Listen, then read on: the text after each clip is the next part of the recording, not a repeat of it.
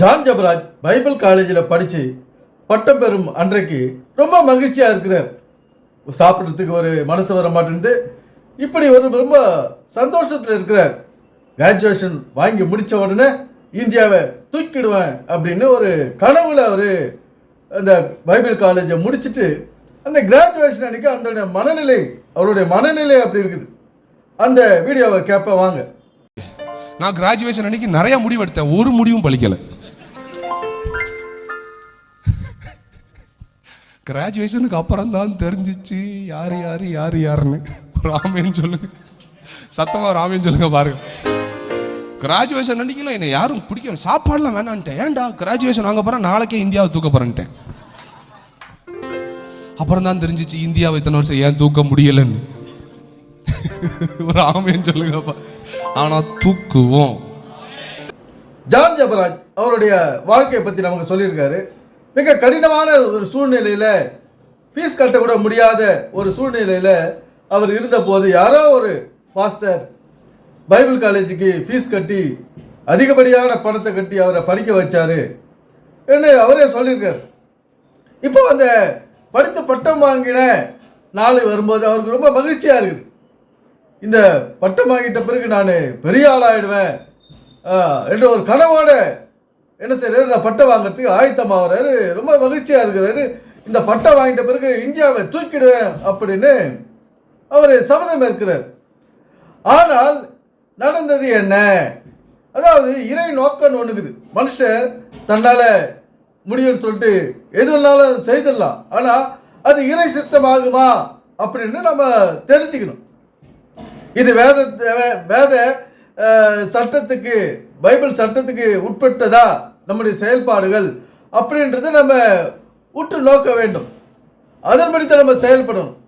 இன்னைக்கு Bible college படிச்சுட்டா அது எல்லாம் தெரிஞ்சதா ஒரு அர்த்தம் கிடையாது. எல்லாம் நம்ம வெற்றி பெற்றுடுவோம், நம்ம சொல்றதெல்லாம் உண்மையாயிடும் அப்படின்னு நம்ம ஏற்றுக்க முடியாது. யார் சொல்றது பைபிள் காலேஜ் படிச்சுட்டு வந்துட்டா அவங்க ஒன்றும் பெரிய எல்லாரும் தெரிஞ்ச ஒரு ஆள் கிடையாது. இந்த வேதம் என்றது பைபிள் காலேஜ் படிச்சுட்டா வந்துடாது. வேதம் என்றது பைபிள் காலேஜ் படிச்சுட்டா புரிகிற ஒரு விஷயம் இல்லை.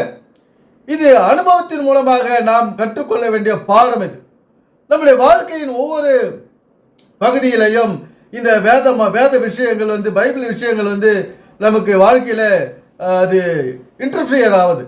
ஏன்னா இந்த மாதிரி நம்முடைய வாழ்க்கையை நாம் ஒழுங்கு கிரமமாக வாழும்போது தான் இந்த பைபிள் விஷயங்கள், மறைபொருளும் ரகசியங்கள் நமக்கு புரியும்.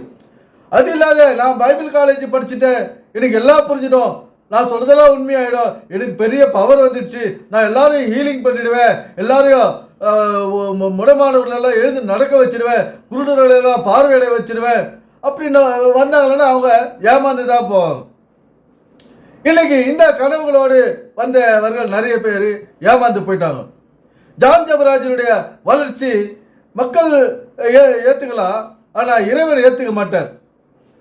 அவருடைய வளர்ச்சி இறைவனுக்கு பிடிக்கல. அதனால்தான் அவருடைய வாழ்க்கையில பல சோதனைகளை வர வச்சு வேறொரு மனைவி அல்லாத வேறொரு பெண்ணை அவர் கூட இணைய வச்சு அவருடைய வாழ்க்கையை இன்னைக்கு நாசமாகிட்டார். கர்த்தர் யார் செய்து இதெல்லாம்? கர்த்தர் செய்கிறார். ஏன்னா பைபிள் இந்த நடனத்தையோ பாட்டையோ டான்ஸையோ மணிக்கணக்கில் பைபிளை வச்சுக்கிட்டு தவறான போதனைகளை தகர்றதுக்கோ அனுமதிக்காது. அது எந்த காலகட்டத்திலையும் மனுஷனை தடை பண்ணி போட்டுரும், ஏன்னா தடுத்துரும். அந்த பைபிளுடைய நல்ல விஷயங்களை மறைக்கிற ஒரு ஆளை பைபிள் ஏற்காது.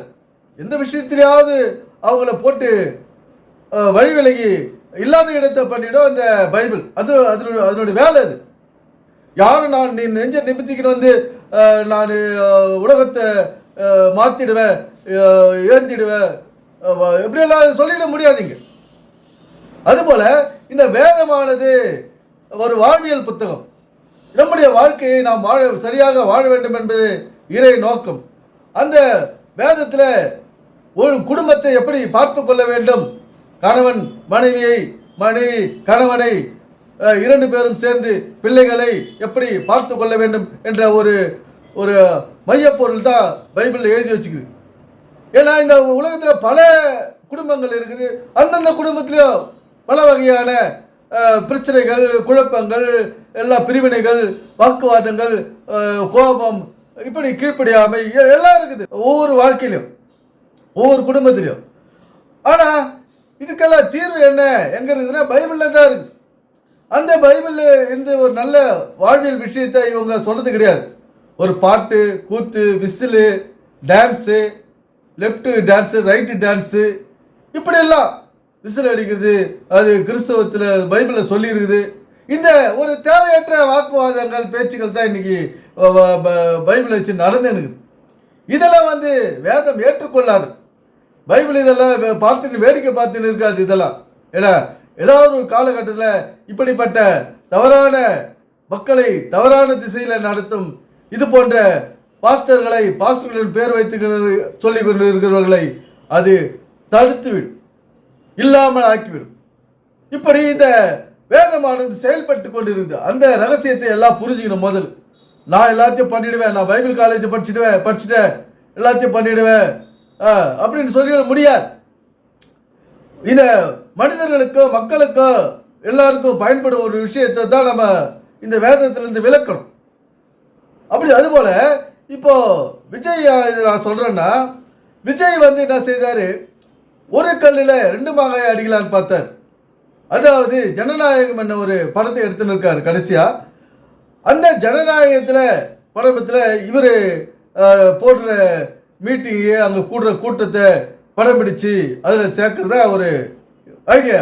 அந்த ஐடியா இருக்கிறதுனால இவர் இடையில பாதுகாப்பாக இருங்க, நெரிச்சல் கூட்டத்தை குறைங்க அப்படின்னு ஒரு வார்த்தை கூட சொல்லலை. ஏன்னா சொல்ல முடியாது, அது ஒரு ஷூட்டிங் ஸ்பாட். அது ஒரு கல்லில் 2 மாங்காய் அடிக்கலாம், மனிதர்களை ஏமாத்திடலாம், நம்ம நோக்கத்தை நிறைவேற்றிடலான்னா அது முடியாது. இறைவனுக்கு ஏற்றுக்கொள்ள மாட்டார் இதெல்லாம், இறைவன் ஏற்றுக்கொள்ள மாட்டார் இதெல்லாம். ஏன்னா அவர் உற்று நோக்கி கொண்டு இருப்பார். மனிதர் தன்னுடைய திறமையால எல்லாரையும் மனிதரை ஏமாற்றிடலான்னு பார்க்குறாங்க, ஆனால் முடியாது. அது இறைவன் எந்த விதத்திலேயாவது ஒரு சங்கடத்தை, கஷ்டத்தை கொண்டு அதை தடுத்து நிறுத்திடுவார். இந்த ரகசியத்தை மனுஷர்கள் புரிந்து கொள்ள வேண்டும். இப்படி நம்முடைய வாழ்க்கைக்கு அடுத்தவர்களை பாதிக்காத அளவுக்கு நாம் முன்னேற வேண்டும். அடுத்தவர்களுக்கு ஒரு உதவி செய்து அவருடைய வாழ்க்கை தரத்தை உயர்த்தி நாமும் உயர வேண்டும் என்பது இறை நோக்கம். எனவே சிந்திப்போம், செயல்படுவோம். நன்றி, வணக்கம் நண்பர்களே.